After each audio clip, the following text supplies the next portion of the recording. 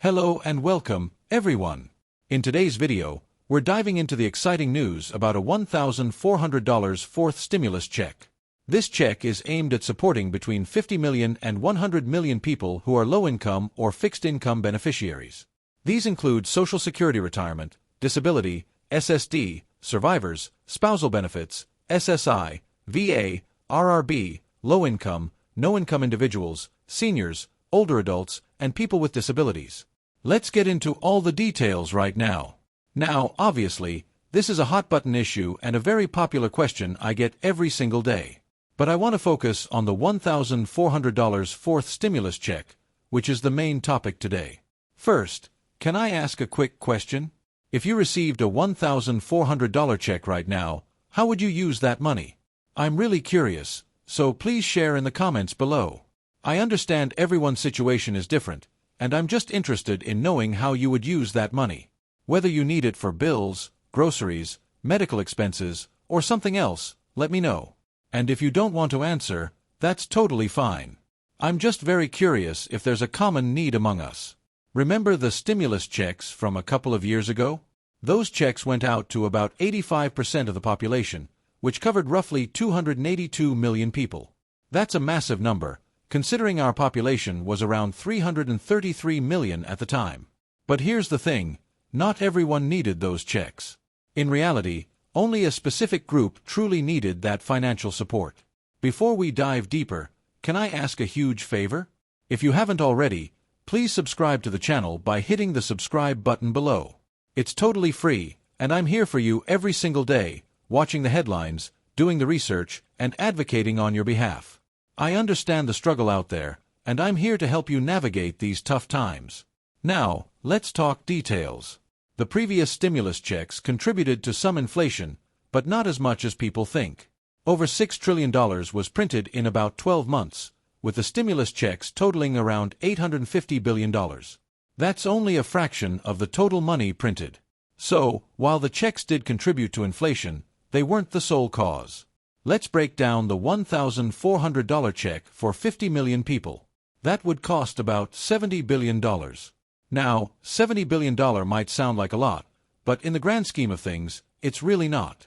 The government spends much more on other programs and initiatives. A $1,400 check for 100 million people would cost $140 billion, still a fraction of what was previously spent. The key here is targeting the people who truly need the money. Studies have shown that low-income individuals spend their checks quickly, which helps stimulate the economy. Higher-income individuals tend to save their money, which doesn't have the same economic impact. So, focusing on those who need it most is the best approach. Imagine if the government sent out ongoing monthly checks to low-income and fixed-income individuals for a few months. This would still cost significantly less than sending checks to everyone. For example, a $1,400 check for 100 million people, 3 times, would cost $420 billion. That's still less than half of the $850 billion spent on the previous stimulus checks. The goal is efficiency. By targeting a smaller, specific group, we can achieve the same economic impact without overspending.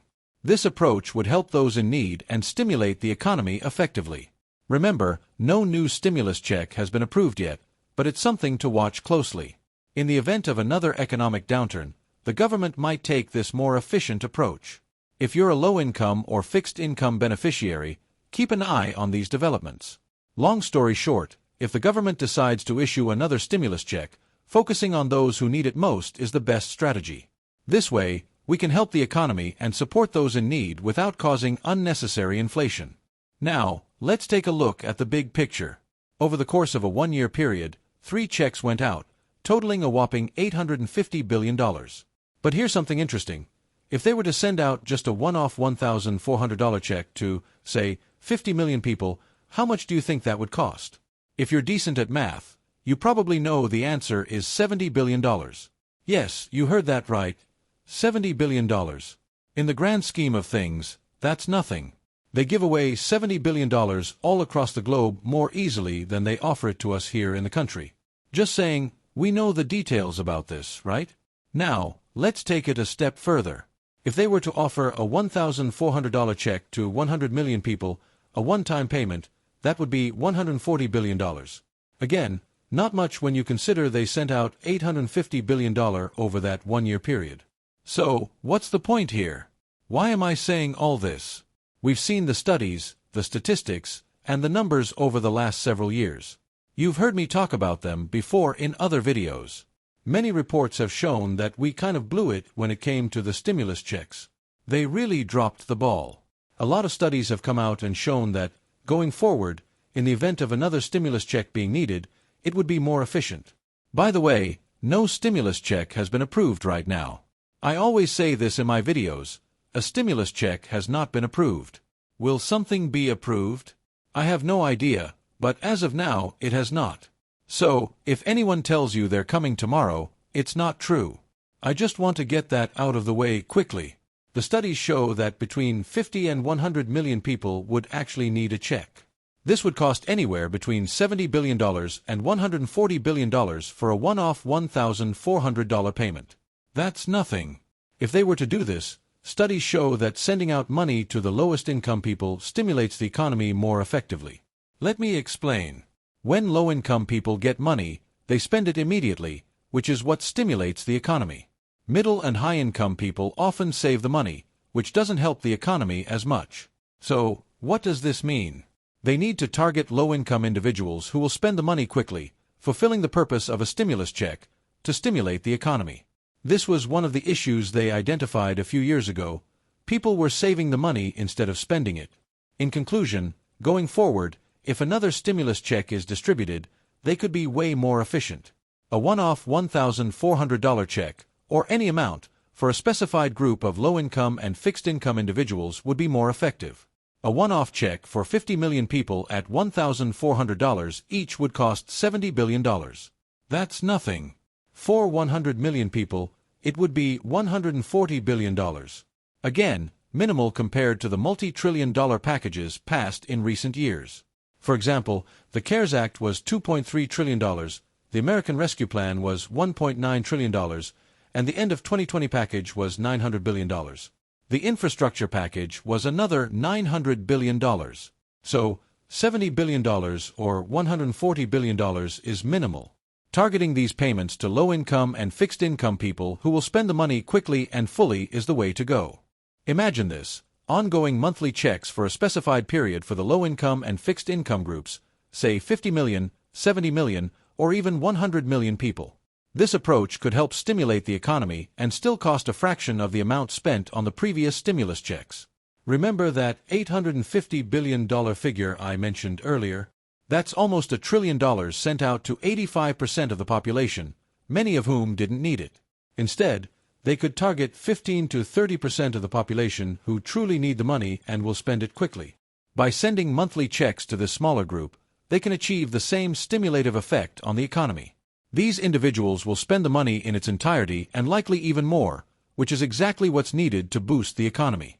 It's crucial to watch this closely if you are a low-income or fixed-income beneficiary.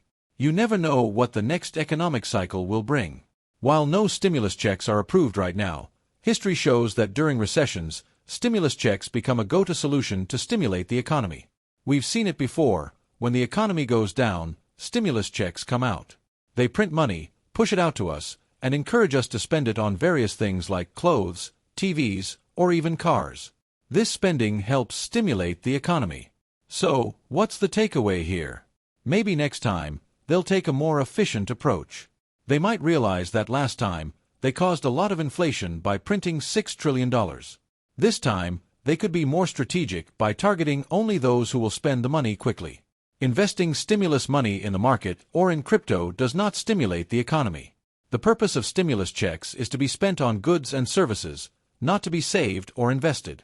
If another round of checks is approved, they might send them to only 15 to 30% of the population, with one-off or ongoing monthly checks for a few months. This approach would cost significantly less than what was spent in previous years. For instance, 3 $1,400 checks to 100 million people would cost about $420 billion. That's half of the $850 billion spent previously. Helping 100 million low-income individuals with $1,400 checks 3 times would cost less than half of the previous total. Do you see the logic here? Efficiency is key. In my opinion, this approach is very logical and efficient. Passing trillion-dollar packages is common, so allocating $70 billion, $140 billion, or even $420 billion is minimal in comparison. The inflationary impacts would also be minimal. While there may be some inflation, it would be much less than what we saw in the past few years. So, to sum it up, sending targeted checks to those who will spend the money quickly can stimulate the economy efficiently. If you haven't done so, please subscribe to our channel. It's totally free. Share this video with your